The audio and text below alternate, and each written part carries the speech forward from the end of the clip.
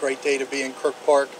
And before we begin our program and I introduce our speakers today, I'd like to say thank you, a few brief thank yous, but a few well-deserved thank yous to our project team.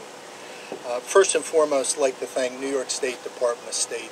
It's their Local Waterfront Revitalization Program that allowed this project and similar projects across the state to move forward. So thank you very much. We're going to hear from the Secretary of State here momentarily, but want to acknowledge their important and ongoing support. Secondly, I'd like to thank our planning and design team, Trowbridge Wolf Michaels out of Ithaca, New York. They've worked tirelessly on this project over the last 2 years. I'd like to thank them. Onondaga Environmental Institute, again, thank you for all your work and guidance on all things related to Onondaga Creek. McGinnis Nelson Construction Team, our local team that built the outdoor classroom that we're on today. City Parks and our City Engineering Department, who also worked tirelessly to bring us here today. And finally, and equally important, is the public. This was a 2-year process that public support was important and very much involved in how we decided to build this project at this location. So thank you for the city residents and the public that supported this project, and we heard from you. So thank you. Briefly, before I introduce our first speaker, I'd like to just briefly describe the Local Waterfront Revitalization Program, which I referenced earlier. That's the New York State Department of State program that's focused on developing comprehensive planning and implementation programs for water bodies, both inland water bodies and coastal water bodies throughout New York State. This project is part of that program and wouldn't be possible without it. Our focus here in the city of Syracuse was reconnecting our communities with Onondaga Creek and Onondaga Lake. This project was the first of our implementation projects, and we feel that we made that connection, and hope everybody enjoys that. Our first speaker has been a critical supporter of this project and an advocate for this project and many projects throughout the city. The Kirk Park location was one that was, our focus was the entire Onondaga Creek corridor, but Kirk Park was something that was particularly popular with the public, and in our internal meetings and discussions, it was decided that this was the location of our first project. And again, I'd like to introduce our mayor, Stephanie Miner, to speak about this project. Thank you very much, Owen. I want to take this opportunity to welcome Secretary Perales back, an old friend, Matt Millay, who is here, and I also want to welcome Councilor Doherty, who is here in an important part of the planning for this very day to come here. As Owen said, the Local Waterfront Revitalization Project has been a grant that we have looked at and looked forward to utilizing. So I can tell you that there were a number of days and nights and meetings when we talked about what exactly we should utilize these funds for. And after talking to stakeholders and having lots of meetings with different community groups, it became apparent that there was a real need and a desire to have a place for quiet reflection, for education, and a way to blend both the environmental assets of our city with the actual recreational parts of our city. And no better place to have those two meet than here in what we're calling this outdoor classroom in Kirk Park. We are very proud of our Kirk Park facility, and we are equally proud of the fact that we are using Onondaga Creek as an asset to show all of the unique ways that our environment has influenced our city, and we will continue to use it as a draw for our community. When the second phase of the Onondaga Creek Walk is built, this will be a stop on the Onondaga Creek Walk. And so we are looking forward to that as well, and this just to be yet another stop on the progress that we have made along this creek. None of that would have been possible without the city planning staff, but most importantly, without our state partners. And I remember not too long ago, the Secretary of State coming in and meeting in City Hall to talk about this program and all that it could offer, and to say that he was here on behalf of the governor to be a meaningful partner, to give us resources to utilize in a way that we felt most appropriate for our community. And I think today, Secretary, you can see that we've done a good job at doing that. So would you please welcome the Secretary, Secretary Perales, to the podium. Thank you, Madam Mayor. It is, I'm delighted to be back here. And I wanted to recognize the Senator Valesky, who will continue to ensure that the program is funded. Absolutely, Secretary. So I get to cut ribbons, and he gets not enough credit, I think, for the support that he has provided this program. The mayor indicated that I'd been here before, and I think I may have made references to this before, but what Governor Cuomo has wanted to do from his very first day in office was to work with community and let folks in the community decide what it is that they wanted to do, what it is that they needed support for. And that's really at the essence of the Local Waterfront Revitalization Program. We are trying to revitalize waterfronts. Syracuse is a city that is a waterfront city. You've got this fabulous creek that runs through it. I've just learned that before this was put up, people were actually afraid and actually avoided this creek. That years past, it may have been the place where children were told, stay away from the creek, it's dangerous. The reality is that this is a gorgeous creek. This is something you ought to be very proud of. It is a natural resource. You know, something else that the governor talks about all the time, and that is when he talks about particularly upstate communities, that we've got to make our upstate communities more livable. We've got to bring people back. People should not be moving away, but actually should be moving to urban areas in our upstate communities. And to do that, we've got to make them livable, we've got to make them attractive.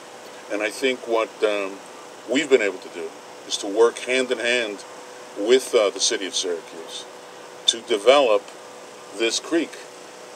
Not just today, but we are committed to working with the city to make this creek available to people all over the city. Hopefully it'll attract more newcomers who will want to come and see what Syracuse is like, and maybe consider starting a business here, consider moving here. So that this is part of a much broader effort that the governor has embarked upon, which is to make our upstate cities livable and attractive communities.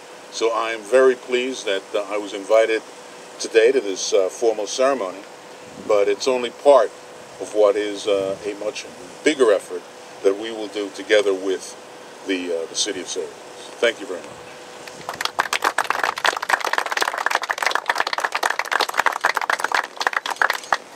As the Secretary said, none of this would be possible without the funding and, of course, support that our ever faithful advocate, Senator Valesky, gives to us. And so I'm pleased to be able to welcome to the podium today Senator David Valesky. Thank you very much, Mayor. I don't know what it means that I'm the one that's, as you look at us, I'm the only one standing to the right of this pole as opposed to everybody else. I don't know if there's any significance to that or not.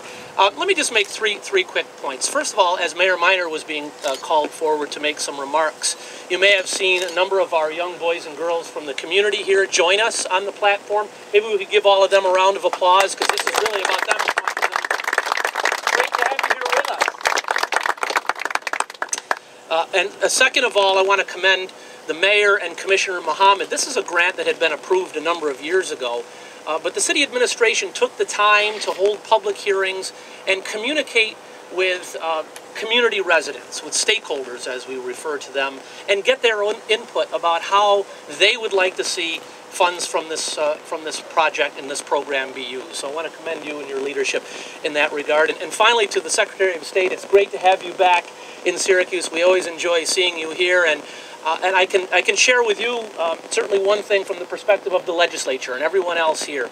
There are many programs that, as we go through the annual budget process in Albany, we go through a hearing process. The governor submits his budget request to the legislature, and often the legislature will ask questions, sometimes detailed questions of commissioners and other agency heads to make sure taxpayer dollars are being spent wisely.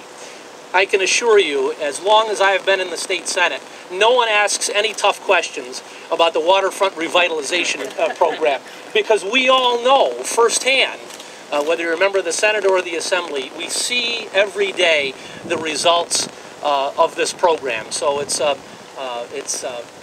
pleasure to be able, from a legislative perspective, to support those requests. There are never red pens that come out. It's only we try to enhance that program, and I look forward to next year's budget process doing the same thing. Thank you very much.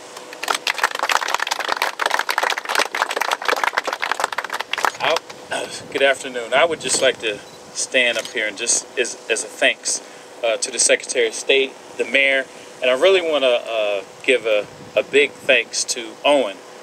Owen started this. He saw this from the beginning to the end, and as we all know who work in government, sometimes it takes a lot to complete a project, but this is a very beautiful project. Actually, I can't wait to get out here and sit and think up some new things to do, and give you a call, Secretary of State. And Matt, who's been a great partner, I've worked a lot with him in the county. But some might ask, why do we do this? And I'm going to say this real quick. Why do we do this? Our community deserves the best. If you look at this, this might reflect something you might see in Brooklyn or somewhere in California. We deserve this. But why else do we do this? We deserve to give our children future. I'm looking at the next mayor, the next parks commissioner, the next city planner. This is what I see, and this is why I get up every day. This is why the mayor gets up every day, and we go to work, because we're working to make this Syracuse a better place. So I can't thank you enough. We look forward to you coming back, and I think right now the mayor will take questions. Yeah, so we'd be happy to take any questions that anyone has. I'll be the Grinch. Okay. So Kirk Park has been in the headlines for all the wrong reasons lately. What would you say to people who wouldn't feel safe visiting this track? I would tell you that Kirk Park is very safe. It is a jewel in our city, and we will not allow two knuckleheads to ruin that. We're going to continue to invest in Kirk Park, continue to invest in the neighborhood, because the only way that you solve problems is by running towards them, not running away from them. And we will not, under my administration, as you just heard Commissioner Mohammed very eloquently say, abandon our neighborhoods or our community. Just the opposite. Is there a timeline for the second phase of the creek walk? The timeline roughly is equivalent to the timeline for when we can get the money. So we are doing the planning phase of that, and as more resources become available, we'll be able to cobble together a budget and start doing that as well. But as I think most of you know, the creek walk from roughly Armory Square going up to Onondaga Lake has been an extraordinary success story. It has become yet another jewel in our park system in the city of Syracuse, and utilized by people all the time, and we're very proud of that, and we think we can continue to build on that with this. Yes, ma'am. You called this an educational space. Can you just elaborate more on that? So this is a space that we plan on working with both our Parks Department programming, but also the Onondaga Environmental Institute to talk about, you see here, the 500-year flood plan level, what that means to people and what that means to our community, what happens with flood levels, the wildlife that is in the creek, what it means to utilize a creek as an asset, not just a place to dump raw sewage, for example, why that's important, what we should think about that, what does it mean to have deciduous trees around this area. So really to look at the environment as a partner, and we're so fortunate in the city of Syracuse to have this kind of environmental asset running right through the middle of it. So we're giving children the opportunity to have the best of both worlds, to have an urban existence, but also to have this kind of environmental asset next to it.